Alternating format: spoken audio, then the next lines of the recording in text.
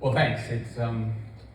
It's great to be here amongst the giants upon whose shoulders us newbies stand, and I'm fully aware that this sort of magical moment in cough, where the magnitude is appreciated, the science is exploding, and pharma is soon to release life-changing drugs. And all I can say is that as a newbie, I think I picked a pretty good time to crash your party.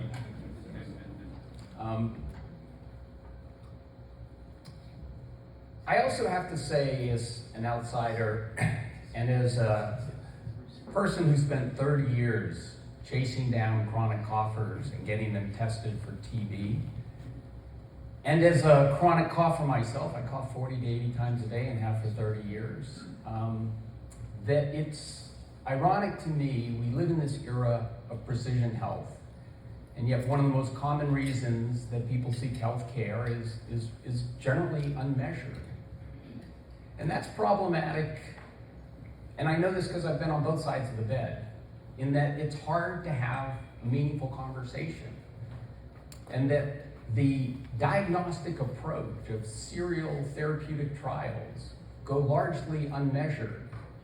And it's very difficult, since cough rarely just disappears, to really know whether you're better or worse with some of these treatments. And I think all of that is colluded to have us in this situation where our drugs are inadequate and antiquated. Since we last met in London, there's been tremendous progress in the entire field of AI and large language models.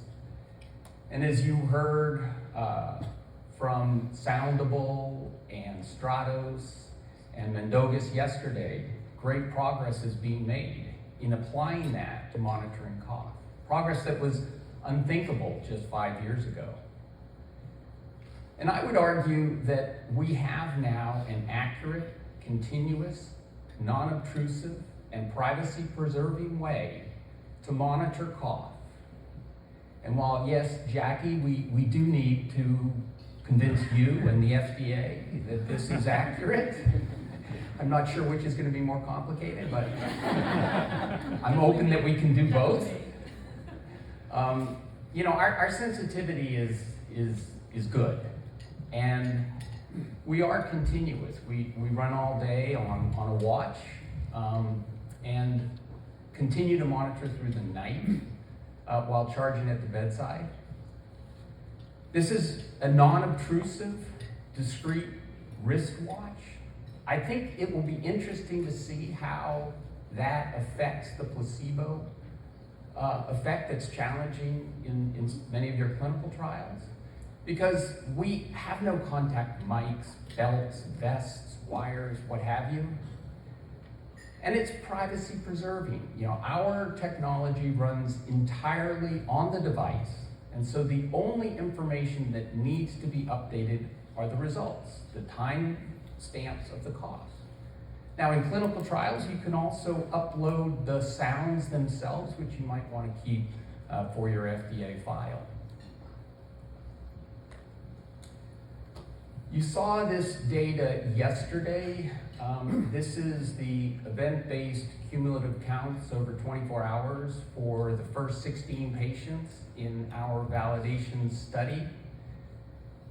On the x-axis is time, and on the y-axis are cumulative cough second counts over 377 person-hours of monitoring, which incidentally is the unit of analysis for statistics. And while I also agree with Jackie that we have to do some more stratified, clustered analysis on this, but it includes nearly 6,000 coughing events.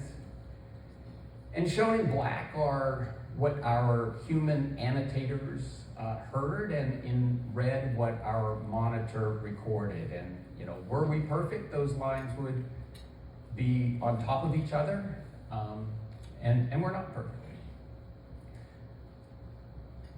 But we're pretty good. This is the event-based sensitivity and specificity as best we can describe it using false positive rate per hour. And our sensitivity is on the order of 88%. Our false positivity rate is 1.1 per hour.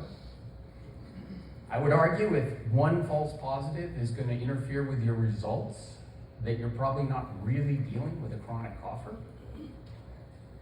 And I will enroll more subjects, but I have no reason to think that there'll be a fundamental change in our performance as we complete our trial. And these algorithms, these algorithms are actually included in three discrete types of products. We have our wellness apps, which include the cough tracker, which is being supported in the United States by Merck as the cough tracker. And outside of the United States, more or less the same app is available as the Cough Pro. This is a consumer wellness app, runs on iOS and Android, and it reports cough frequency. It allows you to track cough triggers, and frankly, its primary role in my mind is that it helps patients have more informed conversations with their providers. We also have a research device, the Hyfe Cough Watch. Many of the studies I'll be talking about were conducted with the phone app, a dedicated phone app, but we've now converted this over to the watch. This is a device for use in IRB-approved clinical trials. It collects audio sounds. You can configure it to record continuous sounds, collect just the explosive snippets, or just the sounds of the cough, or just the timestamps themselves. And it comes with a dashboard that I'll talk about in just a minute that provides near real-time oversight of monitoring remotely. And on the right is the device that I wear every day. It's the Hyfe Cough Monitor. It's a smart watch that monitors adults with problematic cough during activities of daily living. And we're expecting that this will be FDA cleared as software as a medical device in the early part of next year. With these devices, our ambition is really, as a science-based company, to improve cough care. And I want to talk through 4 ways that I see this happening already. The first is the ability to give people objective data about their cough. The second is the use of cough monitoring to advance the field of cough science. The third are some of the insights we're getting into the fundamentals of cough, the statistics and the significance of cough patterns. And also, as I announced at the ATS, was it last week, the week before? We are now moving into a digital therapeutic. So on the left side is my personal cough report. I downloaded this last night. It shows the monthly, weekly, daily, and diurnal cough patterns. You can see that I started using it consistently in April. And in the last few weeks, my cough has been trending down from about 100 coughs a day to now about 50, which is back down into my happy zone. And in the bottom right, you see the cough clock. And this is very interesting. I didn't know this about myself, but I cough mostly in the morning. And actually, I cough mostly when I'm on the phone talking to people about cough. And I think that actually may be part of my problem, is that I spend too much time thinking about cough, and it makes me cough. But if anybody has any ideas about what I can do And the fact that I coughed so little during the night is intriguing. On the right side is the research dashboard from Wooten Sun's subjective objective study. And it's probably, I know it's impossible to read from the back, but the columns from left to right this is a line listing of each patient. The second column is the measurement in days. The first patient has been measured for 240 days. The device has been on 98% of the time. We have about 85,000 coughs recorded from this individual. And the mean hourly cough count is 15 with a standard deviation of 18. These are really important numbers because it turns out that cough, regardless of the etiology in the person, seems to follow a negative binomial distribution, and I'll return to that later. The daily cough counts shown in those little blue hash marks, and the diurnal pattern is shown to the far right. And this is, for me, super interesting data. So if you look at the second line down, this is somebody who's coughing primarily after meals.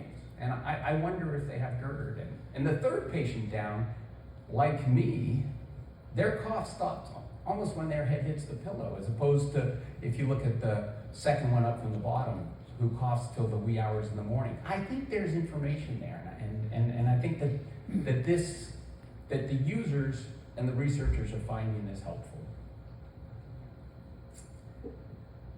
We're supporting a large number of studies. Right now we have 42 studies which have been either completed or are currently enrolling under IRBs, addressing 14 clinical indications. There have already been, in the last 2 years, 12 publications.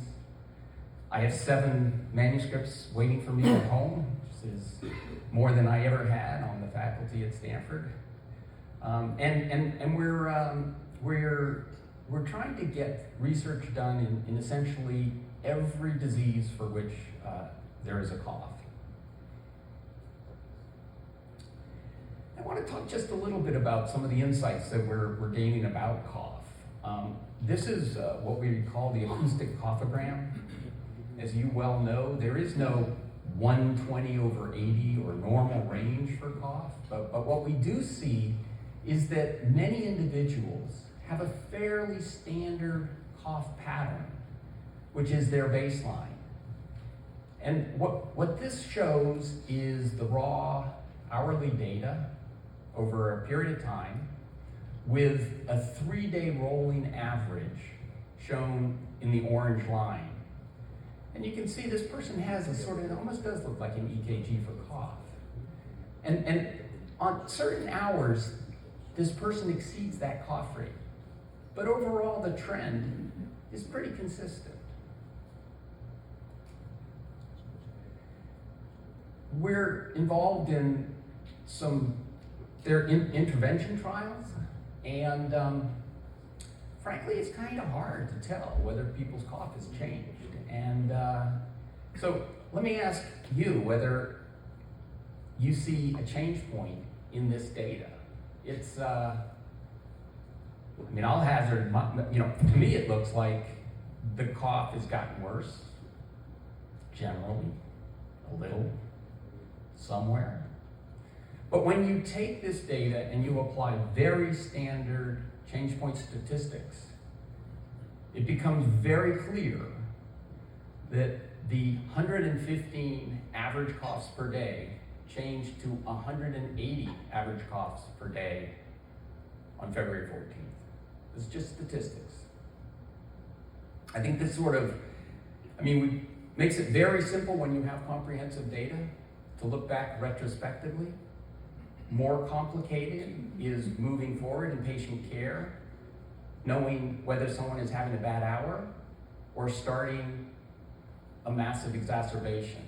But I think that the combination of the statistics and this coughogram and individual models that are based on the expected distribution, given the negative binomial nature of the data, I think this is something which we can make progress on together. As I mentioned at the ATS meeting, we are now moving into a digital therapeutic program. As many of you know, a lot of excitement about the ability to deliver behavior change through mobile phones. You'll hear later today from Lori, who's been very helpful to us on this, that a combination of education, techniques, and practice can improve coughs like mine. As soon as we get the device, I'm going to be the first candidate. Surinder has done a fantastic study in which, in a placebo-adjusted way, he showed that there was 41% reduction. And I think it's important to think of this not as a competition to molecules, but rather as an adjuvant. And I think together, molecules and behavior change can have a synergistic or maybe only additive effect. So our product is essentially going to take that curriculum and integrate it with real-time feedback. And we expect that this kind of a closed loop feedback where it says, you're doing your technique, you're doing great, keep it up, or lots of cough this morning, are you continuing to suppress, will do as well as Surinder's study, and perhaps even better. So, my perspective, I don't expect everyone to agree, is that that passive, privacy-preserving cough technology is ready to be deployed at scale. Cough science, patient care, pharma R&D. I think that for selecting patients for enrollments in your trials, I think for inhalable drugs, actually quantifying cough beyond the 20% of patients had a cough. And I think also importantly as a refined endpoint. We're seeing a lot of traction in consumer awareness and we'll soon have the digital therapeutic. I want to talk about our plan for the future. Today, we have consumer products for what I would call the cough curious. Anybody can monitor their cough with a cough tracker. I think within a year, there will be a medical device which will be like a blood pressure cuff. If you have hypertension, you have a blood pressure cuff at home. If you have a cough-related disease, you'll have a cough monitor at home. And I think very soon after that, sooner than probably most of us anticipate, cough monitoring will be ubiquitous, like step monitoring is today.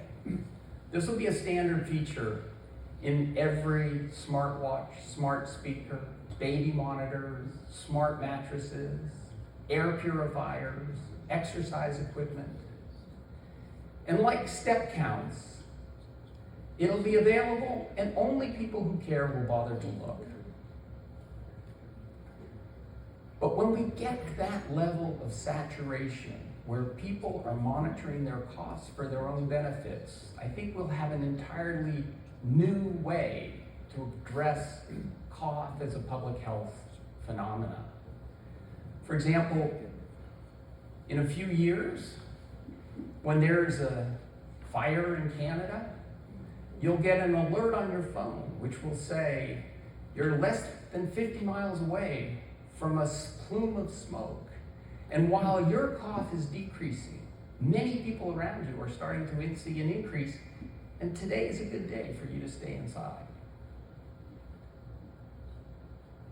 I don't know if that's going to happen, but I'd be willing to bet on it.